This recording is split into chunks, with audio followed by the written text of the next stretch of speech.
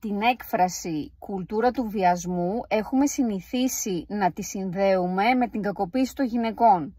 Όμως ο σεξισμός και η τοξική αιρενοπότητα δεν αφήνει στο απειρόβλητο κανέναν.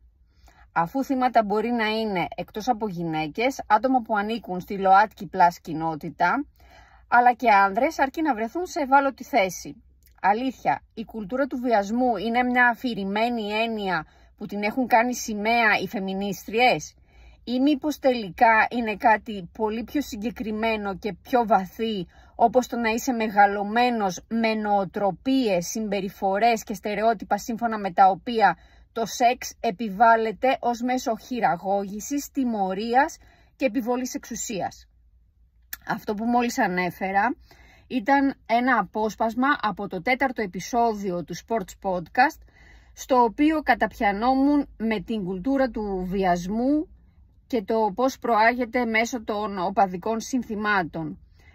Μπορεί το επεισόδιο αυτό να μην αναπαράχθηκε σχεδόν από κανένα αθλητικό site, όμως τελικά αποδεικνύεται, αν όχι προφητικό, δεν θα πω ούτε επίκαιρο, θα πω στη χώρα που ζούμε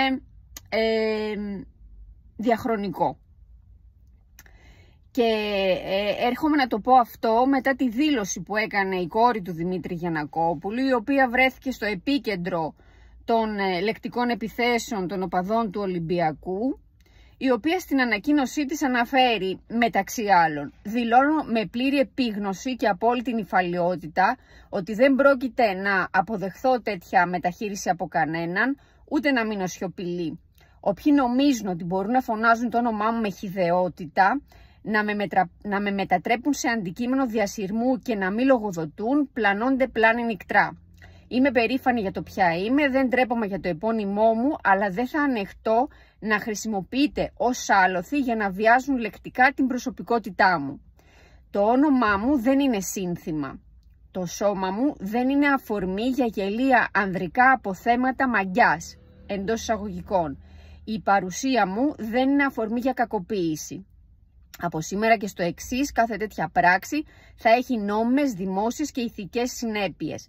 Δεν πρόκειται να αφήσω το παραμικρό να περάσει χωρίς αντίδραση, γιατί ό,τι ανέχεσαι το επιτρέπεις και εγώ δεν επιτρέπω τίποτα πλέον. Τελικά, το επεισόδιο αυτό μήπως άξιζε να αναπαραχθεί από τους συναδέλφους μου? Μάλλον.